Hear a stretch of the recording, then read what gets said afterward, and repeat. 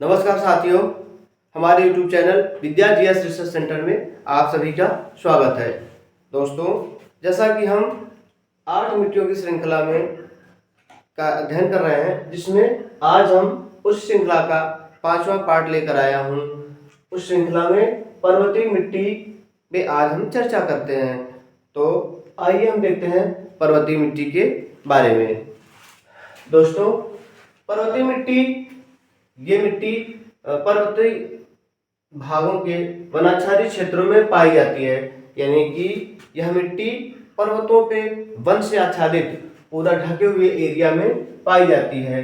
इसे वनीय मृदा भी कहते हैं, यानी कि ये मिट्टी जहाँ होती है पूरा वन से आच्छादित होती है और उसमें पूरा वन ही वन पाया जाता है, जंगल से ढके हुए क्षेत्र में पाई जाती है। इस मिट्टी का विस्तार पर्वतों पर ही देखने को मिलता है। बार बार ये चीजें मिल रही हैं, इसका मतलब है पर्वतीय मिट्टी पर्वतों पे ही उसका विस्तार हुआ है, और जहां पर हिमालय का विस्तार है वहां इसी प्रकार की मिट्टी पाई जाती है। तो हम जानते हैं कि हमारे उत्तर भारत में पूरा का पूरा हिमालय का विस्तार हुआ है, तो उसके पूरे पूरे एरिया में वहां पे इसी प्रकार की यानी पर्वतीय मिट्टी पाई जाती है।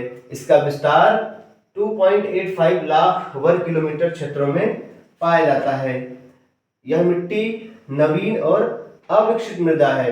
हम जानते हैं पर्वत हमेशा वरित पर्वत जो होता है हमेशा विकसित होता रहता है, पर्वत हमेशा वृद्धि करता रहता है। इसके द्वारा हमेशा वो मिट्टियां नई नई प्रकार की बनती रहती हैं, इसीलिए यह मिट्टी नवीन और अविकसित होती है, हमेशा नया नया तरीके से बनता रहता है, इसलिए अविकसित होती हैं। ये कश्मीर से अरुणाचल प्रदेश तक हिमालय पर्वतीय क्षेत्र, तो मुख्य रूप से ये कश्मीर से अरुणाचल प्रदेश तक, तो ये कश्मीर का पार्ट है। कश्मीर से लेकर के ये पूरा एरिया अरुणाचल प्रदेश तक का पूरा पार्ट, किनारे किनारे हिमालय के ढालों से पूरा हिमालय के एरिया से ढके हुए जो एरिया है, इन्हीं एरिया में पर्वतीय मिट्टी पाई जाती है। जबकि थोड़ा सा प्रायद्वीपीय भारत के पहाड़ी क्षेत्रों में भी फैली हुई है और हल्का फुल्का उत्तर पूर्वी भागों में भी पाई जाती हैं। ठीक है, और ये प्रायद्वीपीय भारत के पहाड़ी क्षेत्रों मुख्य रूप से इस साइड में हल्की फुल्की बहुत हल्की फुल्की मिट्टी पाई जाती है। घाटियों में प्रायः यह दुमटी तथा ऊपरी ढालों पर इसकी प्रकृति मोटे कड़ों वाली होती है। जैसा कि हम घाटी समझते हैं, घाटी का मतलब इस तरीके से, अगर ये है तो ये घाटी, इस घाटियों में ये दुमटी का मतलब होता है ऊपर से पत्थरों से पहाड़ों पर से कट पीट के जो मिट्टी आती है उसमें मोटे कण होते हैं। उसकी प्रकृति कैसी होती है, वो मोटे प्रकृति की होती है, मोटी प्रकृति, और नीचे आकर के टूट फूट के सड़ गल के जो मिट्टी बन जाती है, तो वहां मोटे कण और पतले कण दो मिल जाते हैं, इसीलिए उसको बोलते हैं दुमटी। तो वहां जो घाटियां होती ना, उसमें दुमटी प्रकृति की मिट्टी पाई जाती है तथा ऊपरी ढालों पर इसकी प्रकृति मोटी होती है। यानी ऊपरी ढालों पर इधर साइड में ये मोटे कणों में मिट्टी पाई जाती है। ऊपरी ढालों की अपेक्षा निचली घाटियों में ये मृदाएं अधिक उर्वर होती हैं। जैसा कि हमने आपको बताया, इस तरीके से घाटियां जब मिलती हैं तो ऊपरी जो ये है ना, ऊपरी भाग है पर्वत के ऊपरी भाग जो है, यहाँ पे मोटे कण मिलते हैं, और यही वर्षा के कारण बार बार टूट टूट कर जब यहाँ घाटियों में आती हैं, तो घाटियों में जीवांश तथा ये सब मात्रा मिल करके छोटे छोटे कणों में टूट टूट करके मिट्टियां बन जाती हैं। फिर पानियों के द्वारा वो खाद की तरह बन करके इसमें उर्वरकता बढ़ जाती है। तो इनकी उर्वरकता घाटियों में अधिक होती है तथा ऊपर पर्वतीय भागों में ये कम उर्वरक होती हैं। जैसा कि लिखा है ना, इसकी ऊपरी ढालों की अपेक्षा निचली घाटियों में ये मृदा अधिक उर्वरक होती है। इसका कारण यही है कि नीचे बार बार पानी से छालन होकर के यहाँ आती हैं, तो टूट करके टूटते टूटते छोटे छोटे कंकड़ों बन जाती हैं, छोटे छोटे कणों में जब मिट्टी बन जाती है तो उसमें ह्यूमस की मात्रा मिल जाती है, जीवांश की मात्रा, तो उपजाऊ हो जाती है। और जबकि ऊपर बड़े बड़े कंकड़ होते हैं इसलिए वो कम उपजाऊ होती है। पर्वतीय मृदा का विकास सामान्यतः पर्वतीय ढालों पर ही होता है। जी वही बात है। तथा मृदा अपरदन की समस्या से प्रभावित होकर यह पतली परत के रूप में पाई जाती है। तो मृदा अपरदन बार बार जैसे मृदा अपरदन हो रहा है, इसी तरीके से ऐसे ऐसे पहाड़ी ढाल है, तो यहाँ कट कट के ऐसी बनी है, तो फिर ये पतली परत के रूप में मिट्टी पाई जाती है ना। ऐसे ढालों पे पतली परत के रूप में मिट्टी पाई जाती है ना, जिसमें आलू की खेती बहुत अच्छे तरीके से होती है।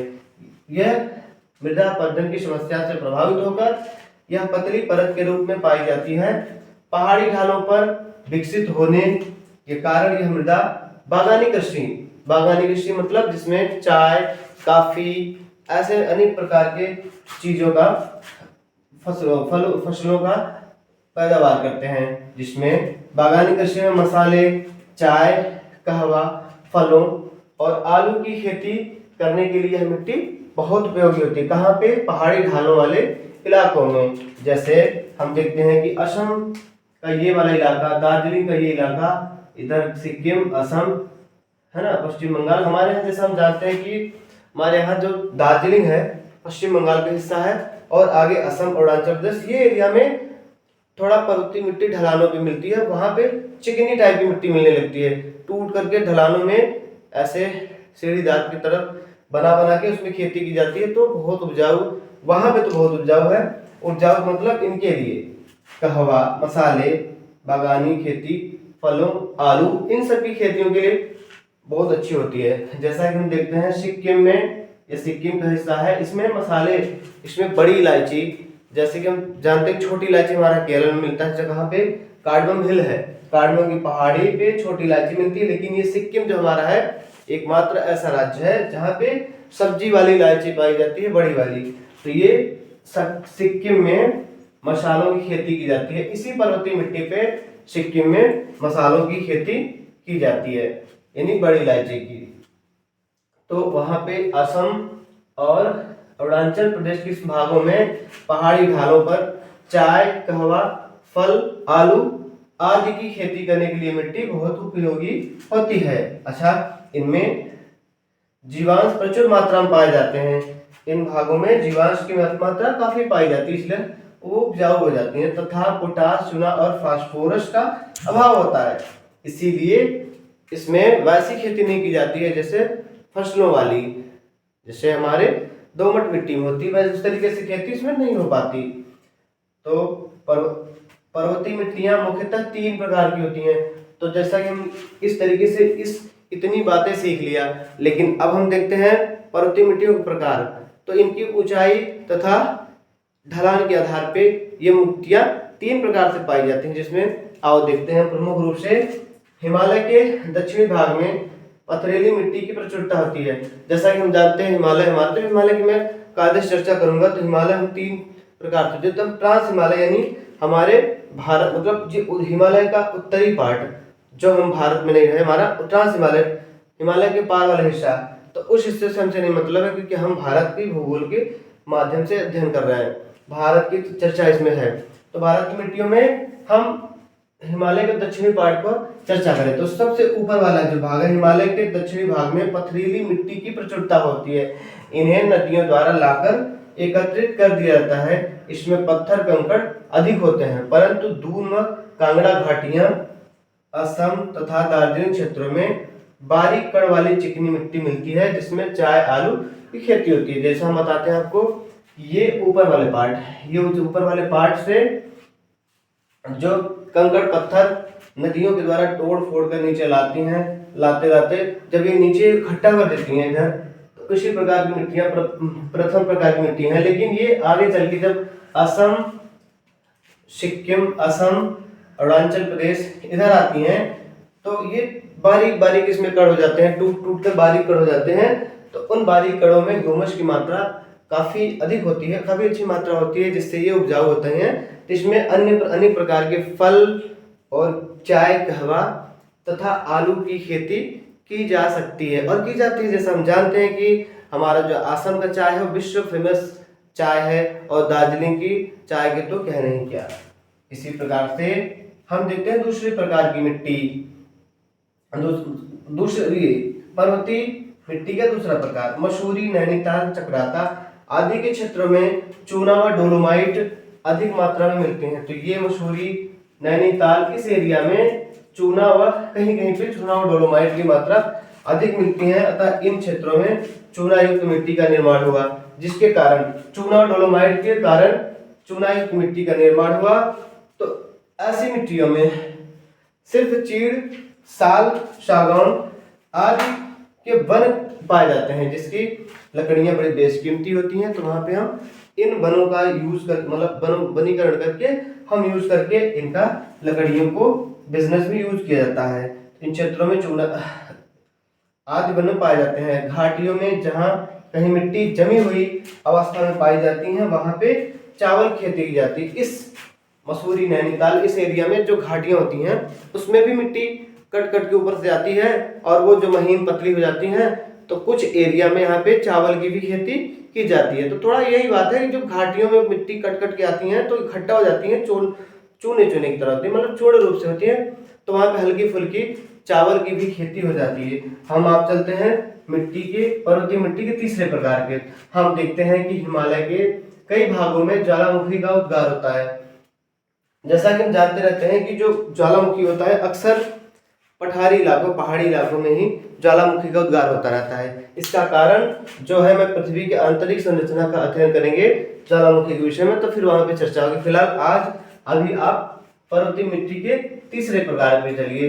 हिमालय के कई भागों में ज्वालामुखी उद्गार से ग्रेनाइट, डायोराइट आदि आग्नेय चट्टानों का निर्माण हुआ है। इससे वहां पर आग्नेय मिट्टी बन गई।